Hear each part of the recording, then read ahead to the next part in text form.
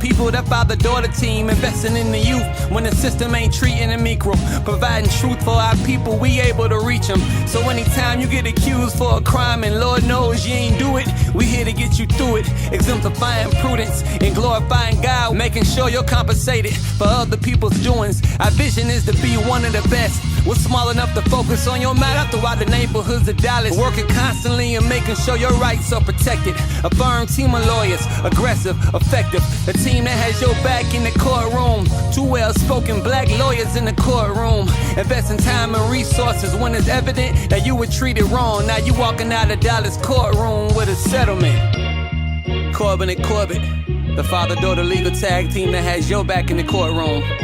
Our purpose is simple. To obtain the favorable outcome for each client and glorify Christ in all we do. Our vision is to be one of the best and most... Hello, everybody. Hello, hello, hello. I'm sure by now we have all heard the guilty verdict in all three of the cases, all three of the charges that Derek Chauvin faced. A unanimous jury found him guilty of second-degree murder, third-degree murder, as well as manslaughter.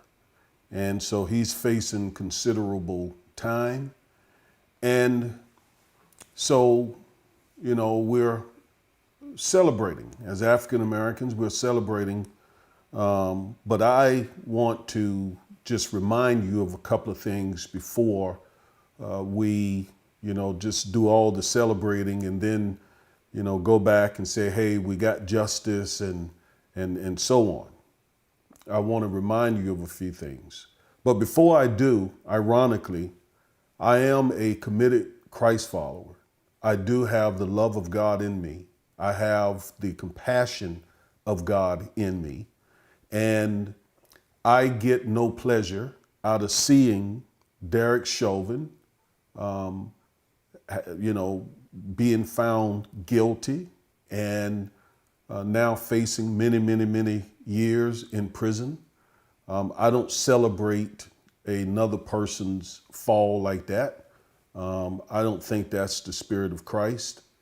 The Bible tells us to love our enemies, to pray for those who despitefully use us, to bless those who hate us. That is what Christ told us to do. So I actually feel some compassion, some pity and mercy for Derek Chauvin and his family. Justice was done, but I don't relish in that. I wish that he would have done what so many of us could see, but apparently he couldn't see. And that is, you know, back up, take a deep breath. This is not worth all of this. Over a $20 alleged fake $20 bill. It's not worth doing this, you know, and I'm sure he feels that, you know, if he had the chance to do it again, he would back up, take a deep breath and let George live and probably just let him go, you know, write him a ticket or something. And it would not have cost all this pain and turmoil for him and his family, for the Floyd family, for America, for people around the world. So I don't celebrate in his bad fortune. I celebrate justice, but not what happened to him. And that's because I'm just a Christian. I'm a believer. I am a compassionate person. Now, what I really want to tell you, though, is I want to tell you that the work that we have to do is far from over. It is far from over. The work is far from over. Maybe George Floyd's vindicated murder can help us move the ball, help us move the needle, but it's far from over. And I want to be specific about what yet needs to be done before we can really exhale. Don't exhale yet. Yeah, I know everyone, not everyone, but I'm sure most in the Black community are elated that Justice has been served in this case. However, the work is far from over. And I want to be very specific in what I'm talking about. What we need more than just a guilty verdict in a case that was obviously a guilty case. We need reform. We shouldn't even have to get to this point. In other words, the facts shouldn't have to be so overwhelming before we can get justice. I mean, that alone tells you how much we need reform in policing of the black community. Despite all that we saw in the video, despite what we saw, most of us were still very, very skeptical as to whether or not the Floyd family would get justice in this case. Because again, we know how tilted the system is toward policing, toward police officers. And that's why we cannot take a collective, we can't exhale collectively yet. There's still a lot of work that must be done. And here are some things that I want to call your attention to. Here's some things right here. All right. So number one, we cannot really exhale until the George Floyd Justice in Policing Act has been enacted. We need that bill to become a law. We need Congress to enact the George Floyd Justice in Policing Act. It is critical. Then we will see national police reform. Until that happens, what happened, the guilty verdict in Minneapolis is just in that jurisdiction. And it's for one person who was lynched, in my opinion. But what happened there will not reverberate to the other 18,000 or so police departments in America. That's why we need a change on the national level. We have gotten guilty verdicts here in Dallas. We have seen 2 convictions of police officers here for killing black men in the Jordan Edwards case and the Botham Jean case. But that doesn't mean, that didn't stop Derek Chauvin from doing what he did. That didn't stop the Chicago police officer from killing that Hispanic kid. Because that is just a small victory here in this jurisdiction. We need reform across the nation. And the way we get that is by helping, pushing, motivating, prodding Congress to enact the George Floyd Justice in Policing Act. Now, one of the things that it does, one of the principal things that it does is it will seriously gut qualified immunity for police officers. It will, across the nation, abolish qualified immunity. Now, some jurisdictions have already rolled back qualified immunity for their police officers in specific jurisdictions. But that's just that jurisdiction. What happened in that jurisdiction may not impact. It will not impact what happens across the nation. But if the George Floyd Justice in Policing Act is enacted, if Congress enacts it and Joe Biden signs it into law, then that will have national import. Qualified immunity will be abolished across the nation. Now, what is qualified immunity? Qualified immunity, the word immunity is the operative word. Immunity means that police officers are immune in civil court. So you file a lawsuit against a police officer who has killed someone under color of law as a police officer, and you sue them, you take them to civil court. In all actuality, the case is going to be thrown out pursuant to qualified immunity. Immunity means they are protected. Now, the word qualified means it's not an absolute immunity, meaning you can sue them, but in the overwhelming majority of the cases, they are thrown out. All right? Because they have that immunity. So that means that they know 9.5 times out of 10, they're not going to suffer any sort of civil liability. They're not going to get they're not going to have to come out of their pockets. They're not going to be at jeopardy of suffering any kind of financial blow from killing someone. Even as grotesque and ugly of a murder that we saw with George Floyd, they know most likely the case is going to get kicked out. So there's no incentive for them to do any better. That's why qualified immunity must be abolished. And that is why the George Floyd Justice and Policing Act must be enacted. Then we can breathe a collective sigh of relief. Go ahead and celebrate now justice for George, justice for his brothers and his family, and for the African American community, because a terrible, horrible message would have been sent from anything less than a guilty verdict. But that doesn't mean we can now go back to our corners and say the fight is over. The fight's not over.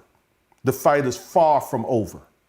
We just got one small little victory that has no impact on most of the police departments around this country. The only way to impact them, to affect them, to change their behavior is the passing of the George Floyd Justice and Policing Act. Listen, in this country, if you want to change people's behavior, you got to change the law. That doesn't mean you're going to change their hearts. And we don't care about changing hearts. I care about changing hearts as a preacher, as a minister of the gospel. I'm all about changing hearts. But as a black man in America, I'm not waiting till someone's heart's changed. I want the law changed so they will change their conduct and behavior. You follow me? And in this country, when the law is changed, when qualified immunity is abolished, and police officers know they are no longer above the law, that will begin to change their conduct and begin to change their behavior. And they will not feel bold enough to choke the life out of somebody on the street corner while 15 or 20 folks are filming them on cell phones. Because they will know, I could lose my house, I could lose my pension, I could lose my savings, I can lose my investments, all of that, because I no longer have this immunity. That is the way we fight this. And that's when we're going to see real reform. So celebrate, but we got to get right back to work. I say it this way: celebrate the progress, but continue the protest. Celebrate the progress, but continue the protest. Now, what else? Not only qualified immunity, but there's a U.S. Supreme Court case that also the U.S. Supreme Court needs to overturn. It is the Graham v. Connor case. It is a case that police training academies, they teach police officers the holding, the verbiage, the ruling, the words, the sentences in this case. This case endangers black people. The holding in the Graham v. Connor case has resulted in the death of a lot of black people because it is the one that protects police officers in criminal court. Qualified immunity protects them in civil court. Graham v. Connor protects them in criminal court. And it is the reason why prosecutors oftentimes will not even bring charges against police officers because they know they're going to run up against the language in Graham v. Connor, which says things like police officers make split-second decisions. You can't second-guess police officers. You got to look at the use of force from this reasonable, objective, reasonable standard. You got to look at it from the perspective of the police officer. And all of that type of language gives them basically carte blanche power and authority on the streets to do almost anything because they're going to do it just like they did in this trial. They had that use of force expert, I think his last name was Broad, who got up there and based on the Graham v. Connor case, they explicitly discussed the case while he testified.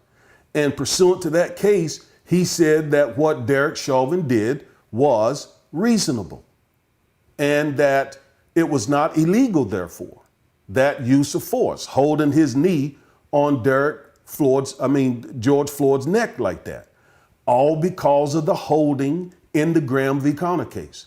We need that case overturned. That case has been disastrous for Black Americans. It protects police officers, again, in criminal court.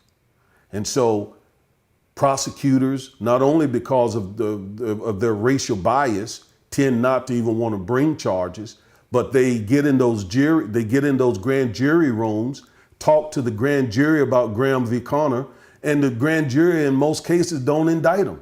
And then if for some chance we get an indictment, the case is going to be dismissed or the jury is going to rule in their favor, all because of Graham v. Connor.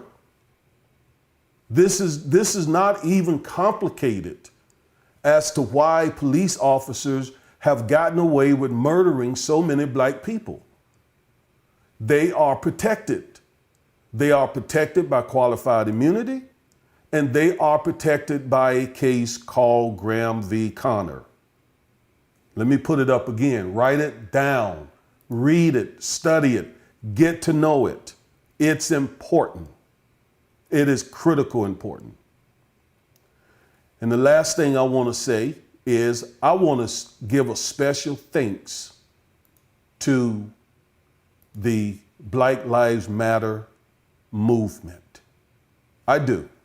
I know they got issues. I know that they embrace things, the movement itself, the organization, let me put it that way. The organization embrace things that I as a Christian I don't embrace, okay? I just don't. But I separate the intent and the goal of the BLM movement from the organization. And I want to give a special thanks to the Black Lives Matter movement. They have kept this thing in the streets. They have kept it on the front burner. They have kept it on the minds of the politicians. They have been, without them, it wasn't the old school mainline civil rights organizations. It wasn't in other words, it wasn't the NAACP. It wasn't the Urban League. It wasn't those organizations. It was those young people through the BLM movement that is pushing police reform. So I thank them, although I do not agree with all that they talk about in their mission statement, quite frankly. But again, I think BLM, Black Lives Matter, what a powerful slogan that is. Just to remind this country, Black lives matter. Our lives matter. George Floyd's life matter. Dante Wright's life mattered. Eric Garner's life mattered. Trayvon Martin's life mattered. Philando Castile's life mattered. Jordan Edwards' life mattered. Bolton John's life mattered. My life mattered. My son's life mattered. We as black men, our lives matter. Are you with me? Tatiana Edwards here in Fort Worth, her life mattered. Breonna Taylor, her life mattered. I come to tears when I have the fact that we even have to say this. Why should we even have to say it? We're made in the image of God. God made us, and we're not cursed. We're not cursed. We're not inferior. We're not subhuman. We're not second-class citizens. Our lives matter. And I appreciate the Black Lives Matter movement for reminding America of that and insisting on it, no matter what white politician, conservative politicians say, no matter what black conservatives say, who cares? The point is getting across. The point is being made across America that Black Lives Matter. And I think that organization, not for all that they stand for, but the fact that they have put the main thing on the front burner and they've kept it there. So again, shout out to BLM. So remember, yes, celebrate justice for the Floyd family, but remember, the fight is far, far, far from over.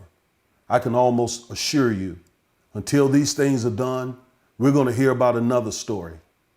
With just as sure as I sit here, somebody police may be choking somebody out right now, may be shooting an unarmed black man right now, despite the George Floyd justice here, despite Derek Chauvin being found guilty, because they know they still got qualified immunity. They still got the Graham v. Connor case that they can depend on. And they know the George Floyd Justice and Policing Act has not been enacted. And if it's left up to the GOP Congress, it will not be acted. It will not be enacted. Are you with me? They know they got their troops in Congress who's going to fight the George Floyd Justice and Policing Act. But we got to keep the fight. We got to keep pushing. We got to keep protesting. We got to keep praying. We got to keep, putting pressure on Joe Biden, on our members of Congress. Eventually, I think they're going to have to just go ahead and do away with the filibuster so that they don't need 10 Republicans, because they're not going to get them. We're not going to get 10 Republicans to enact the George Floyd Justice and Policing Act. They're not with us. They're not for us. Not when it comes to racial justice. They're not for that. And some of them are so radical and so out there and just mean-spirited. They're not going to lift a finger to do anything that benefits the black community. That's the way it is. So we got to keep pushing. And I believe God is with us. As a preacher, as a minister of the gospel, I believe God is with us. I believe God is visiting the issue of justice. I believe like God was with Frederick Douglass and the abolitionists, white and black abolitionists during slavery, as he was with Dr. King and the civil rights movement. I believe he's with us now. I believe he's championing justice. The Bible is full of justice. It is full of it. And I believe God is with us. He's a God of justice. He's Jehovah Sabaoth. Jehovah Sabaoth, the Lord, the God of justice. And he is with us. Praise God. Amen. Didn't mean to start preaching, but I am a preacher and a lawyer. Okay? So yes, celebrate this, but there's so much more work to be done. All right. Very good. I'm out of here. I see some folks have made some comments. Thank you for those comments. So I'm out. God bless you. Y'all have a good one.